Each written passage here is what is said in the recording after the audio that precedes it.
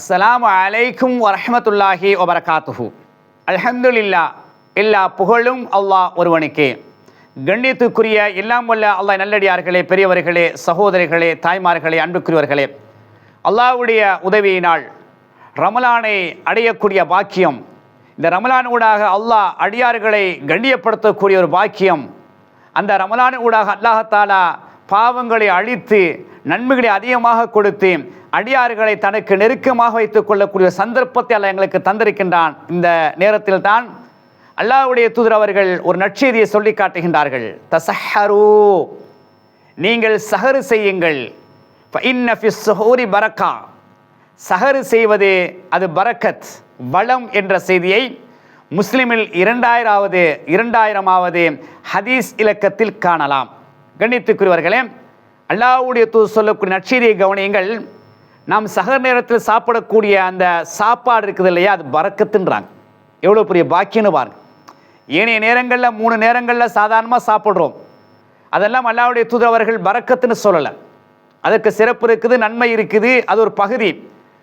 நேரடியாக சஹருடைய உணவு பரக்கத் அப்படின்னு சொன்னால், ஒவ்வொரு நாளும் ரமலானில் நீங்கள் நோன்பு பிடிக்கும் பொழுது, சஹர் செய்யும் பொழுது இந்த ஹதீஸை கண்ணுக்கு முன்னால் கொண்டு வாங்க.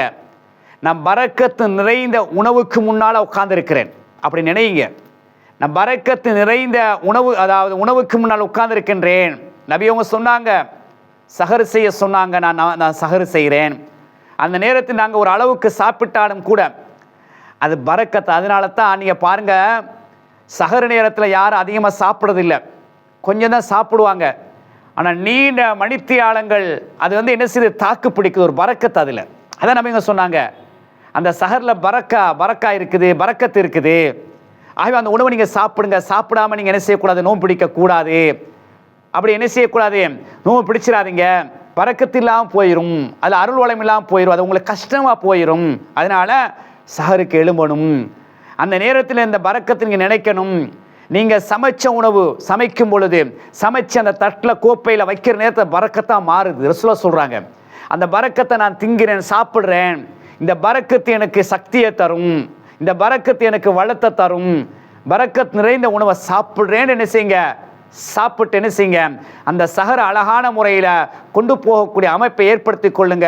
அல்லாஹ்வுடைய தூதர் அவர்கள் அந்த சஹரை எப்படியெல்லாம் எங்களுக்கு வழிகாட்டினாங்க, எப்படியெல்லாம் அதை சஹரை பயன்படுத்தினாங்க என்பதை நிறைய நாங்கள் சட்டம் என்ற அடிப்படையில் நாங்கள் பின்னால் பேச இருக்கிறோம்.